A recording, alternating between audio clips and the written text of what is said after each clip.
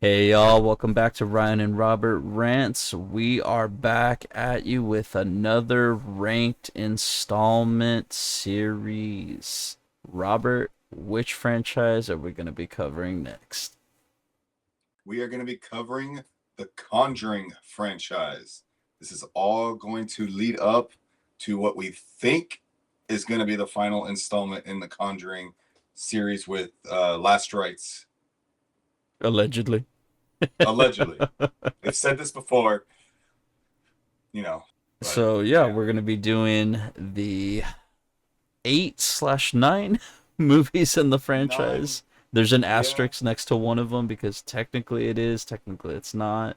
But we felt it was necessary to do it since we've referenced it in the past. But yes, we are doing the Conjuring Universe. And we are starting off today with which one, Robert? The one that kicked it all off with The Conjuring. That is correct. That is correct. And we'll be doing a couple different things with this one. So we're gonna start off with a little plot synopsis. We'll go into a subjective, objective of what worked and what didn't. We'll do some final thoughts, give it an out of 10 score, and of course, as always, Robert's brainchild ranking with the tier maker. Let's go ahead and kick this off. So, The Conjuring, Part 1, no subtitle on this one. No, So, Robert, not did you want to until kick the us off third with one. the plot synopsis? Yeah, so it starts in 1979. Carolyn and Roger, husband, wife, they all with their like I don't know, I don't remember how many daughters they had, but they moved their family into an old farmhouse in Harrisville, Rhode Island. At first everything seems, normal, all moving in. The only one that was kind of suspect was the dog. And I'm telling you, always trust the dog. The dog would not enter the house. He knew something was up. So later that night, all the daughters are playing a game called what hide and clap throughout the house. It Yeah. was at this moment during this game where they stumble upon like an old cellar. Um, the husband Roger goes down and like inspects it, and kind of gets some eerie vibes from him and tells this cellar is off limits. The next morning, Carolyn wakes up with a mysterious bruise, uh, and they discover that their dog Sadie is dead. So, R.I.P. to the dog. That hurts a lot. Yep. Uh, I think this was before John Wick, so we're all good. Yeah, yeah, Yes, yeah. It is. 2013. Yeah. Yeah, Oh, yeah, yeah, yeah. 2013. So over the next couple of days, the family's been was experiencing some like supernatural activities at night. One of their youngest daughter, Cindy, I don't know why, but I always get Cindy and Sydney kind of uh I don't know. I have a problem. Scary Anyway, movie she's and like Scream. I think so. Maybe that's what it is. I think that's yeah, I think that's what it is. But yeah, so she begins sleepwalking into the oldest daughter's bedroom, and she's like repeatedly banging her head against like a wardrobe, like a closet wardrobe type thing. So when at this point, Carolyn seeks help from Ed and Lorraine Warren, are famous supernatural hunters, like based on real people. Ed Lorraine is played by Patrick Wilson. Ed Warren is played by Patrick Ed Wilson. Lorraine Warren is played by Vera Farmiga. I'm pretty sure that's Yeah, how you you pronounce her said name. it But yeah, perfectly. You said her name noise. perfect. Yeah, but they're like I said, noted paranormal investigators, and Carolyn goes out and tries to, have a meeting with them to validate their concerns about the house. Immediately, Lorraine is, she's like kind of drawn to him, and she does, suspect that this family is kind of being haunted by some kind of entity. So the Lorraines end up going out to the house and they begin researching. They find The out the house Warrens. belongs to.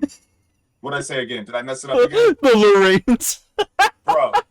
We're going, man. We're going there. It's all good. I'm It's all exhausted. good. I am tired. I know you Gone. I had a good day at work though. are. Ed and Lorraine. Bro, I almost went full. I almost went full Christ. You corrected me right there. Uh, I'm gonna do it the next time. If I do it again, I'm doing it. I don't care. Oh man. By the way, guys, this will not be edited out. This will be straight full on. Yes. We're keeping it Oh all in. yes. Oh yes. All right, I don't even know where I left off. I So had this on the she tip. I Carolyn had got gone to the Warrens. yeah. To the Warrens. Dang, Lorraine Warren. Come on, that's a nightmare to continue on. But yeah, so during the process of researching the house's history, the Warrens they found out the house belonged to an accused witch, Bathsheba. Bathsheba. Yeah, okay.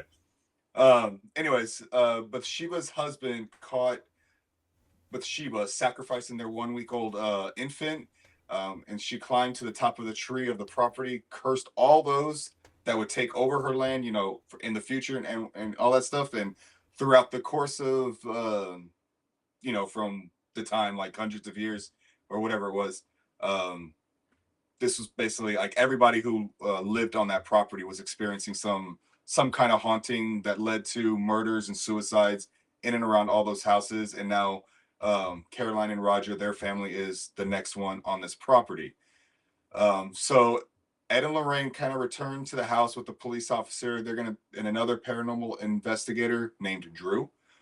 So they're gonna begin doing. They're gonna stay at the house and start investigating. All the telltale signs of a haunting. Setting up cameras, getting some like spectral readings, cold fluctuations in temperatures. Um, and during this investigation, when Sydney begins to sleepwalk again, while the thermal cameras observe a temperature drop around her as she enters the wardrobe. Um, the door ends up slamming behind her. This leads Lorraine going into the wardrobe, and she ends up falling through the floorboards into the cellar. She sees the spirit of people who Bathsheba has possessed, and realizes Bathsheba's purpose is to possess the mothers and use them to kill their children. So, not a nice spirit. And of course, Bathsheba has her sights set on Carolyn. So after Lorraine ends up escaping the cellar, she and Ed take their evidence to Father Gordon to organize an exorcism. And of course, with everything, this all has to be approved by the Vatican, and that's going to end up taking some bureaucratic kind of like red tape. And they said they kind of like feel like this entity is going to make their move now. So they go back to the house, and Ed ends up performing the exorcism himself, even though he's not like licensed to do so. But he's been around a lot of these hauntings where he picks up a lot of the necessary tricks on performing an exorcism. And I must say, he's actually quite good. So yeah, like during the exorcism, it's kind of goes beat by beat on an exorcism. The holy water, the rites from the Bible. Um, the demon possessing Caroline ends up like floating Caroline up to like the ceiling, and then Ed yells for the demon to stop, put her down, and then once Caroline drops, the demon entity turns to Ed and says, she's already gone. Speaking of Carolyn, meanwhile, as Drew is searching for one of the daughters, I April. think it was Sydney. April. There you go. Yeah. Yeah, I think they had like 5 daughters, right? Yes, they have five altogether.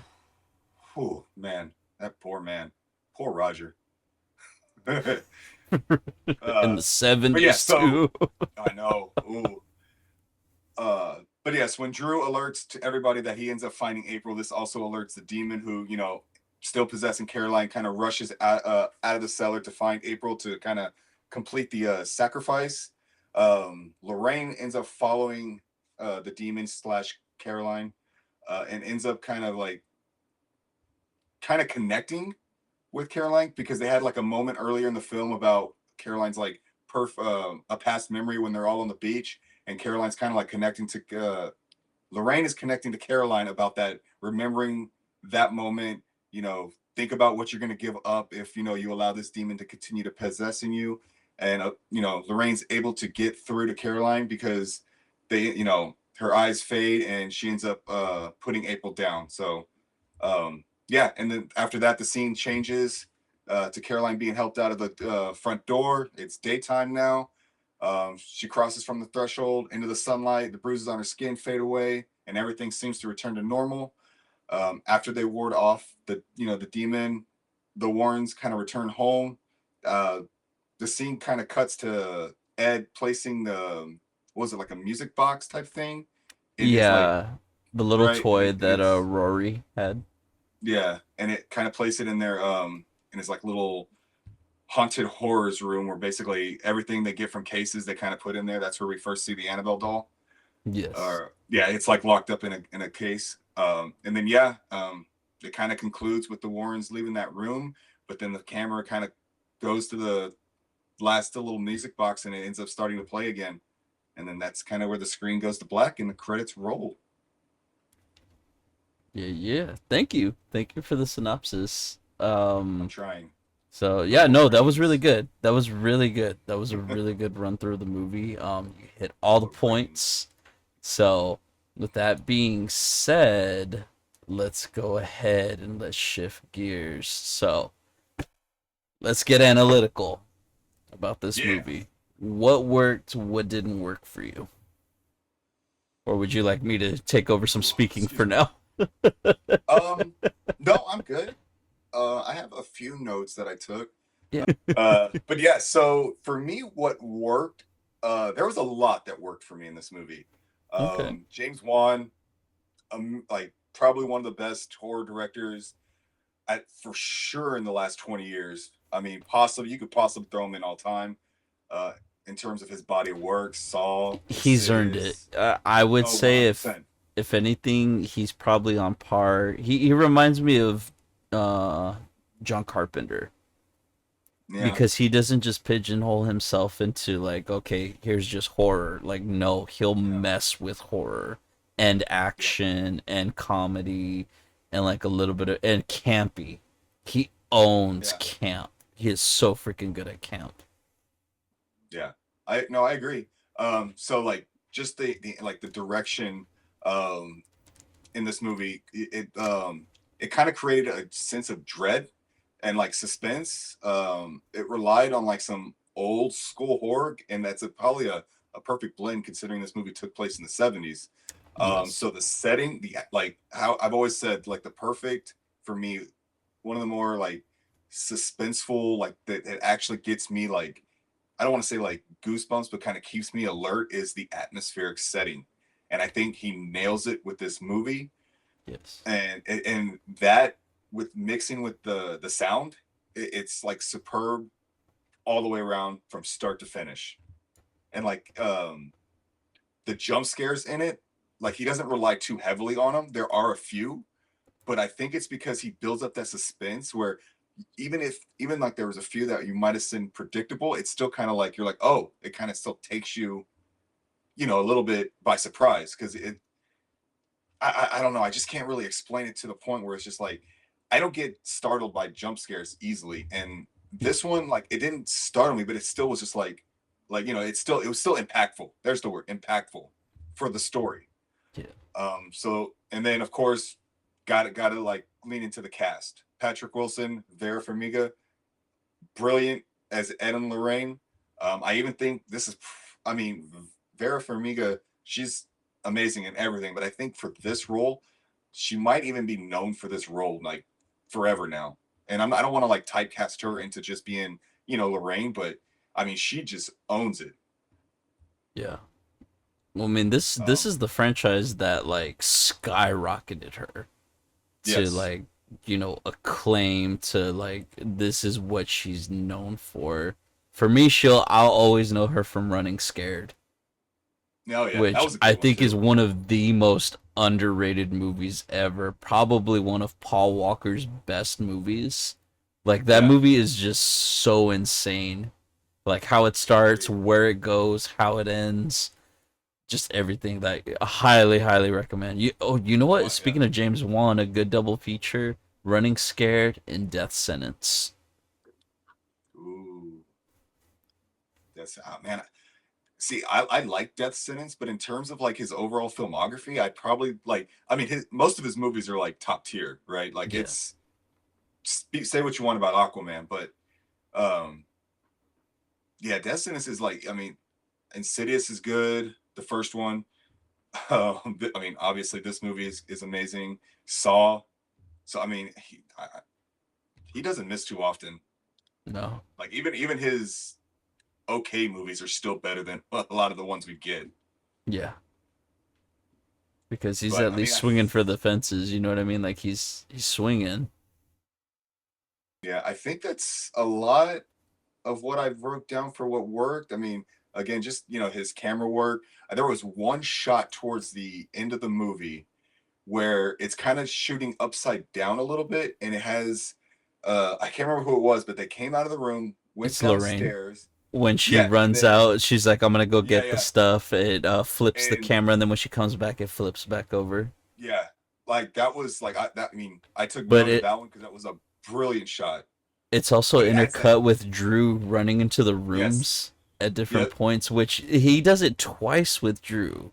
He does it right then at the end, and then it's earlier when he's setting everything up, and the camera's panning the different rooms, and you just see Drew in those rooms setting up. Yeah. And that's the one thing James Wan Drew has in the always rooms. been cool with is his camera work.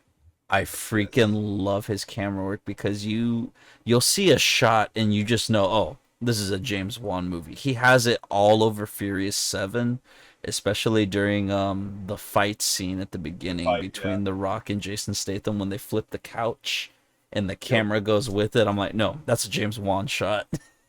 Yep. 100%. Heck, even the fight scene, the living room fight scene in Aquaman, that's a James Wan Yeah. shot. Like Oh with yeah. Nicole Kidman, like flipping and stuff like that. Like just the way the camera's moving and panning. Like again, Yeah. like he has style. The guy has style, and every movie you just reference, it's a different genre for every movie. Yeah. Did you see Exactly. Like *Malignant*? yes. The Yes. shot Yes. where it pans up Yes. above and it does the running through the rooms, and then you're like, how big is this freaking house? And then Yeah. it just we started seeing it more in the fourth John Wick movie, and then in was it Heretic, Yeah. that I'm above like, head yeah. shot with the camera. Yeah. I'm just like wondering like what's going on in his head to like think of all these like movies like Saw, Conjuring, Malignant. Like, bro, are you okay? Do you need a hug? Yeah, I honestly think he's just like he's very creative, and Oh yeah. he's just like he just does it. You know what I mean? Like he like Yeah. look at Saw, like the budget they had on that movie, and then they were Like like, less than okay, a let's million. just do it, and then it ended up, I don't want to necessarily say creating a genre, because I think Strangeland, the D. Snyder movie, may have created that genre, or at least It that made was it like the one. mainstream. Yeah, and then It yeah, yeah. it brought it Like into the yeah. mainstream where it was like, oh, okay, this Yeah. is like extreme, but it had its own style, and then everybody started to try to copy it or was Yeah. inspired by Yeah, like it. Hostel and all that other stuff afterward.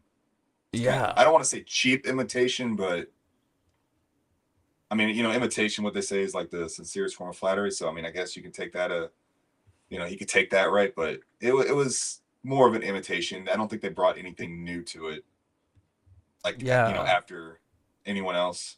And it's still one of the coolest twists in a horror movie. Yes. Like it's like, Yes. and the fact that it's like boom, okay, that's how it ends. It's like, whoa. Okay. I Yeah. remember the first time I saw it, it was on a Dish Network that we had back in the day. That's a throwback. Oh And yeah. we had rented the movie, and we were like, "Oh my god, this movie's so Yeah. insane." Simpler I think I times. ended up buying that movie like 3 times on DVD. I love that movie. Nice. Yeah. Yeah, I mean, and yeah, again, like talking all-star cast, that one too. Yeah, But for its yes, budget. yeah, but yes, The Conjuring. Yes. But I mean, The James yeah, Wan love like, letter. but yeah, like you want to talk about what worked? James Wan, James Wan Yes. worked. I mean, this guy, like you said, Yeah. Saw, Insidious, The Conjuring. Fast and the Furious, freaking Dead Aquaman. Silence, which I maintain that there would be I no will too. Annabelle. There would be Oh no yeah, Annabelle doll, or at least, the or at inspiration of least it yeah, at least without the one that looks Dead like this one, Silence. right? Like, Yes, yeah, without Dead yeah, Silence. Because you look at that that, Annabelle yeah, doll and you go back and watch Dead Silence and you tell me that it yeah. wasn't inspired in some way or form. No, no, it's 100%. Yeah, it literally looks like the doll from that movie just in a wig or in drag, Yeah, I guess. It's 2025. yeah. You know, It'd be weird if it wasn't. yeah. I was like, for sure, when I saw the real Annabelle doll, I was like disappointed because the doll in this, like the movie franchise, so creepy. Oh yeah. Like Oh if I yeah. saw that, I wouldn't be. I mean, I'll talk about it in the next one, but if I saw it, I'd be like, oh, I need that. No, nah, it's no. Mm-mm. It's like I'm not those free. Yeah, dolls, nah. those old school like porcelain dolls and Yeah, whatnot with the they're just eyes, creepy. the They're little just ones that that open creepy. up and close. Yeah. Yeah. Like no. But okay, so Do you have what anything didn't else work that? for you? Do you have anything else to add to what worked? Or I do actually. I wanted to touch on some of what you said. The atmosphere, dude. One of my favorite things about horror movies, and probably my favorite, yeah, my favorite thing.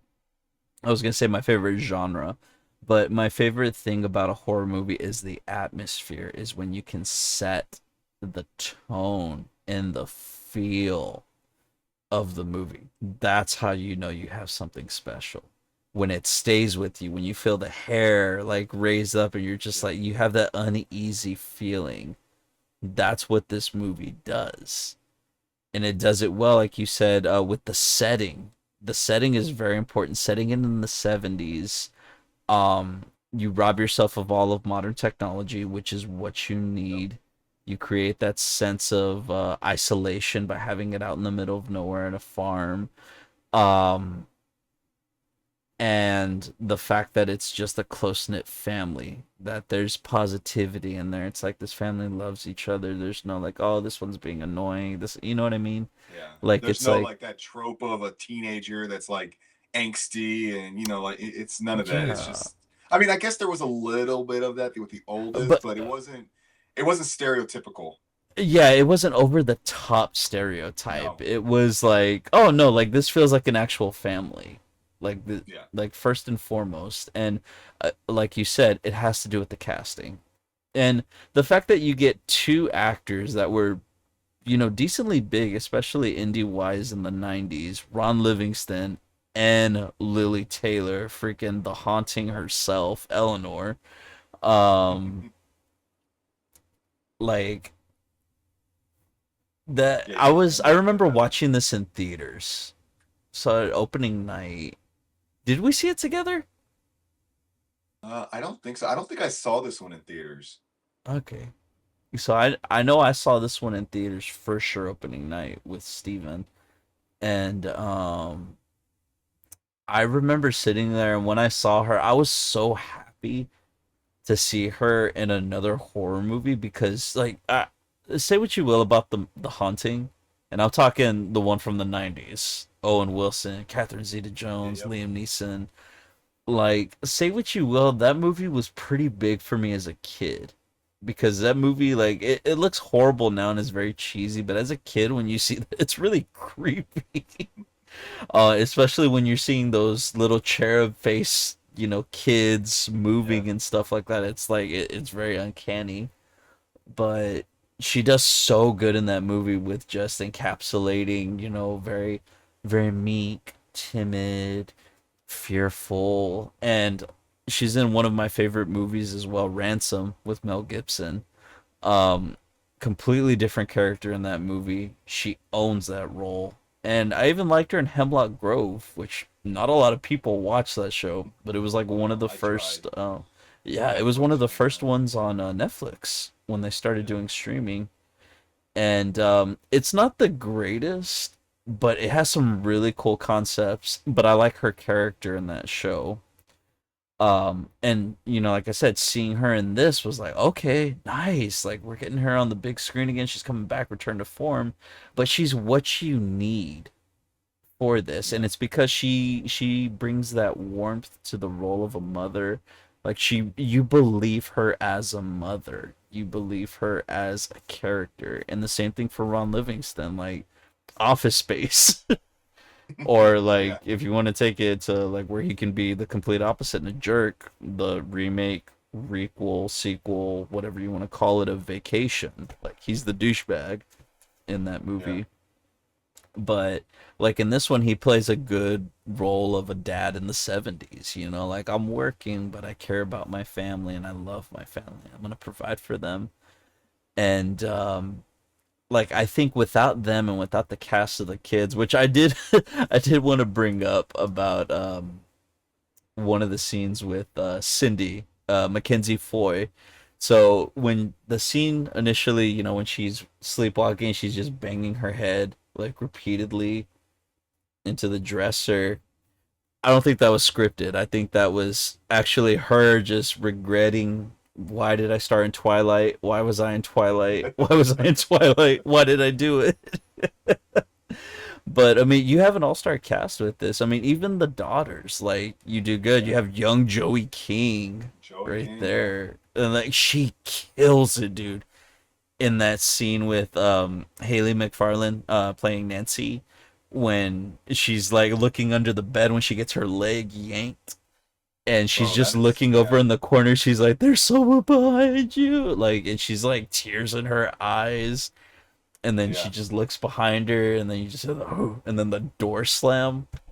Which, speaking of the jump scares in this movie, dude, they were getting me this time, and Yeah. I've seen this movie a lot, but I hadn't watched it in a while. The one that got me was when Caroline's going through the house and the picture frame falls. Like that's the one that got me because I was like, oh dang, and I forgot that how loud I had the TV crank, so when it fell, it's like, oh dang. That and then the clapping, for it's from the Yeah. trailer. Like that trailer is really, that scene's iconic with just the whole like the light and then the. But I will say, and I have to dock it on that, is when I was watching it, when it was like when she's in there, she does the match. You hear the voice, and then you see the hands clapping. I think you could have done without the voice. I think if you just had her light the match, nothing, and then you just see the like Yeah. that, it would have been perfect. That would have been like okay, because there's certain points where it's like they do the music cues, then I feel like they don't need the music cue. Just let it be silent. Like the scene in the Yeah. basement with the exorcism, when the chair starts levitating, and when it starts going upside down, then the music starts, and I'm like, no, no, no, like leave it silent, Yeah. leave it silent, like because that would have been so much more creepier. Because then all I you think it would hear have is added just like, more dread to it. Yeah. Like the yeah, creak of you a chair or something. It's just like, Yeah, you hear yeah, the no, chair I like think creaking it's slowly with like the blanket falling a little bit, and then just the like yeah. when it hits the ceiling, you can do like a loud thud of it hitting it. Like that's all you need. You don't need a music cue. Just keep it silent. When I think about a scene like that, I think about The Exorcist. Almost no music. Almost no music in that movie, and especially during the end scene during the exorcism. There's no music. It's all sound. It's all images. And that's creepy. That is sad because you're feeling it. You're like, oh my God, like I hear it and that's all I hear. Music, like we've talked about before and other things, especially with Superman 78. Definitely go check that out. We talk about how music being a character, being the spirit of a movie. And here, and especially with horror, it just sets the tone. I do think the opening credit music and the end credit music, which is more or less the same thing, it's what you would consider it the Conjuring theme, is so freaking good. It's so freaking good. Like that sets the tone of dreary and creepy, but for some of these scenes, I feel like no, just let the images speak for themselves. Just let the scream, like you don't need like the, you know what I mean, like the cliche, Yeah. um, musical cues, stuff like that. I'm like, no, just let it, like a jump scare where it's like doom, and then it has the music play. I'm like, no, no. Sometimes just let a jump scare be the jump scare without the music. It's so much more creepy. Yeah. Yeah. No, Um, I but agree. but yeah, so there was that, and then a lot of the points you hit are a lot of things I liked. What I didn't like, so and I noticed it twice. It only happened twice in the movie. There's two scenes where they have random cuts within the same scene, but it's still continuing on with the scene. So the first one is when Lorraine gets the locket from her daughter Judy.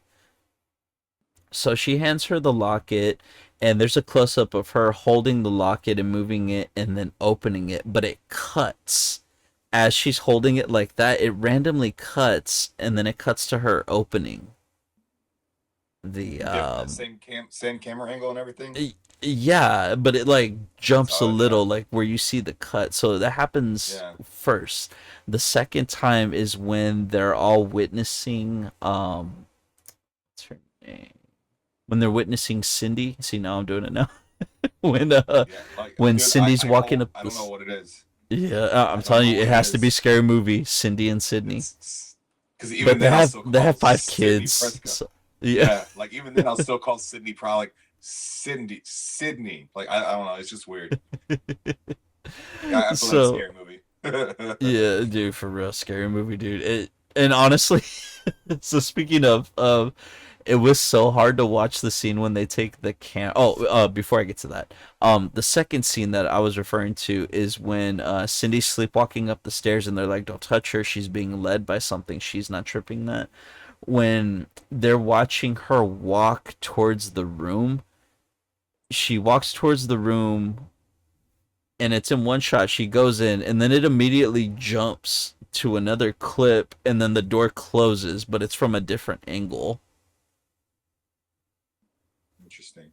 Yeah, and I was like, oh, all they did was close I'm the trying to door. recall that scene. Yeah, Yeah, so like if you see both of those, you're not gonna be able to unsee it. But when I saw it, I was like, it's weird. Why did they cut that? yeah.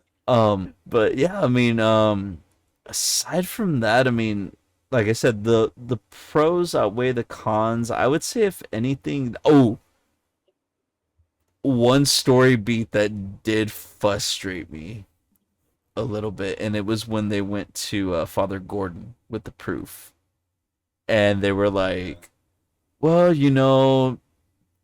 we might have an issue because the kids aren't baptized and they're not regular Yeah. churchgoers." I was like, "Really? You're gonna turn your back on a family in need? Like you have Yeah. proof that all this is happening?" I was like, "Well, if they believed a little bit more, maybe."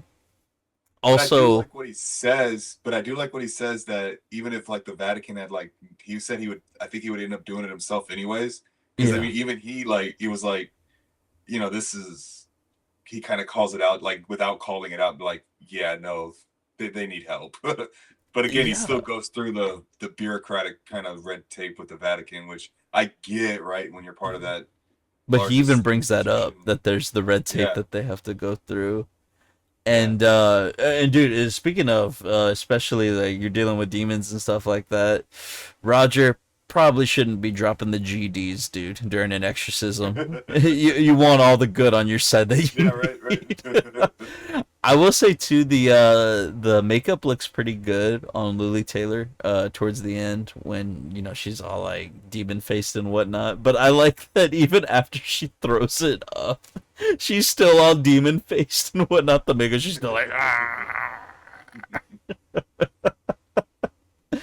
Yeah. But yeah, I mean, aside from that, I don't really think there was anything that I didn't really like.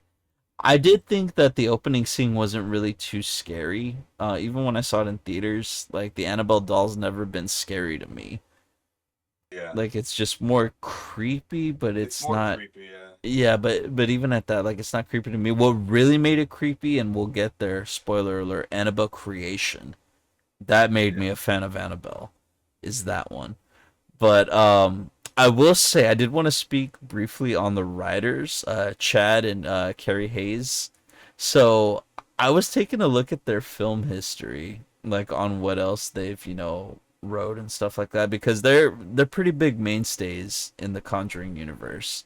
So going back to mid 2000s, House of Wax, The Ooh, Reaping. Did you ever that see The look, Reaping?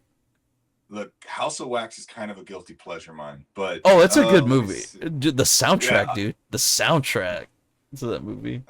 let me see. Oh, Did you I ever got it. see I The got it pulled. Reaping? I gotta look. I got man. I've seen so many stuff, man. So that was Hilary Swank with Anna Sophia Robb with the plagues and stuff like I that have happening in the yes, bayous. I have seen it, but for the life of me, I do not remember it. But I know I've seen it. Yes, it's what I would put it up there. Like if you were to double feature a movie, I think this one and Skeleton Key would be a real good Okay, I double know. feature. Yeah, yeah. I'm looking Yeah, so here. it's not a great movie, not a completely horrible movie, but easy to see how it would be forgettable. But there's one movie that stood out more than anything when I was going through this, and it was a movie we've talked about previously on the channel, and it was when we were talking during our rank series on Superman 4 about Mariel Hemingway and a movie she was in, and that movie is First Daughter, which they wrote and is still on Tubi. And I had mentioned that I had seen this movie randomly on CBS, and it's just like That's the funny. cheesiest movie you could think of, like super 90s. But the fact that it's come up twice now, like within the Yeah. last 2 weeks, I'm like, I don't know. I feel like we might have to do something with it. But yeah, I definitely recommend it to you because it's just ridiculous. But yeah, I just wanted to bring that up uh in here, but I think that's pretty much everything that I had, like as far as like the what I really liked about it, what I didn't like about it. But again, the pros outweigh the cons for this one because I think this is a very, very well done movie done by a really great director with a really great cast. Maybe the script, a little bit is kind of bare bones face level, especially when they're talking about the things like, oh, was it 3 times? Oh, yeah, the it's knocking the Trinity, or like, oh, Yeah. this, oh, that smell, oh, it's because does he ever mention that it's sulfur that they're smelling? He just I says don't recall. it could be demonic Yeah, presence. I think that's what he says. Yeah. Yeah, because he never mentions sulfur. Yeah, I didn't have honestly, I didn't write anything down for what didn't work because I think if I just did, I'd just be nitpicking. Um, the only thing I think that it kind of goes against it, but at the same time, the thing that I think goes against it also elevates it. So this is during a time where we were getting exorcism movies every year, sometimes two or three every year. Yeah. So I mean, there were dime a dozen, like ever since probably like the Exorcism of Emily Rose or something. Like it was just like we had a bunch of like exorcism movies coming out in and around this time. So I feel like, I mean, you go into this and yeah, it still kind of follows the same, story beats of a normal like one of those types of movies. So it kind of, if I was gonna like nitpick, it kind of like gets hit where it's like, okay, well, I kind of seen this before, but at the same time, this movie like elevates that entire thing above all the other stuff that came before and honestly since. So I mean, at the time it comes out, when you like think, when you see like, oh, The Conjuring, we see it, and I'm like, going into the movie, you're like, well, it's just another, kind of possession movie, right? You're like, whatever. So I mean, it's not has nothing to really do with the movie, because again, it elevates the entire genre. So I mean, but honestly, I couldn't really find too many like faults with it outside of just nitpicking, and I didn't really want to do that. So, um, yeah, I mean, yeah, I couldn't find much of anything. I mean, to me, start to finish, you know, the cast, James Wan, everything was the script, the story was pretty good. Like yeah, couldn't really find Nice, much wrong with it. nice, nice. So with that being said, um, I think that's final thoughts right there. Yeah, Like you said, we can't really say too much more on this, no, aside from it's a really well done movie. And again, it's been parodied.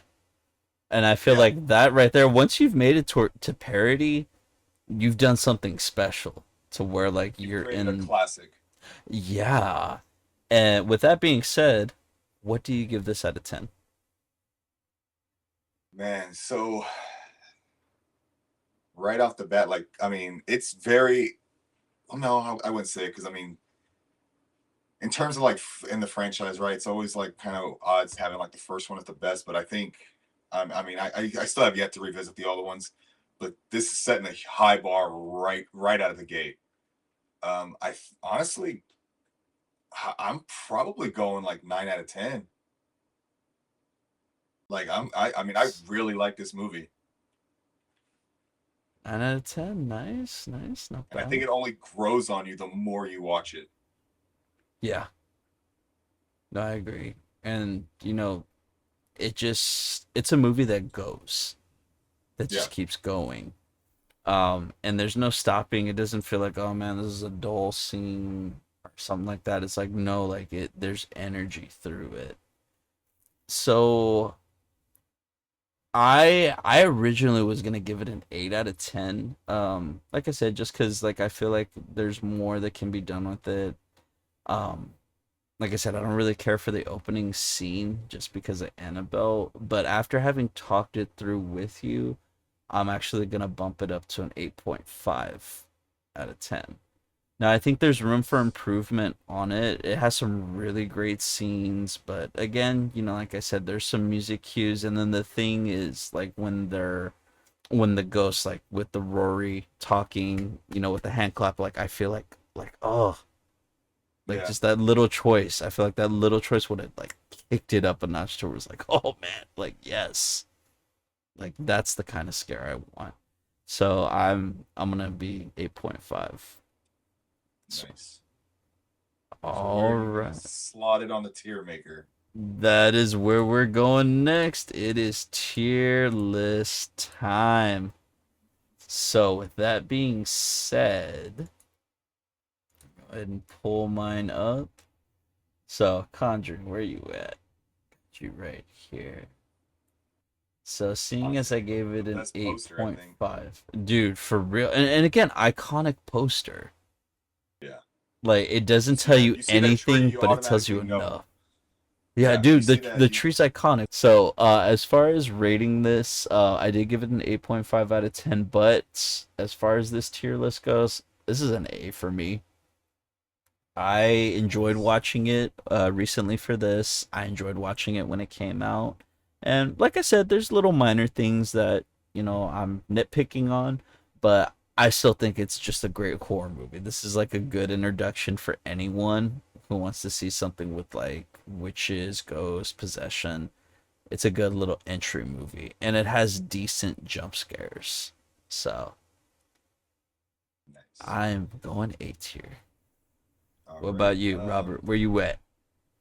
So for me, I'm I was fighting myself if I wanted to go A or give my first movie an S, but I want to reserve that S tier rank for like top movies.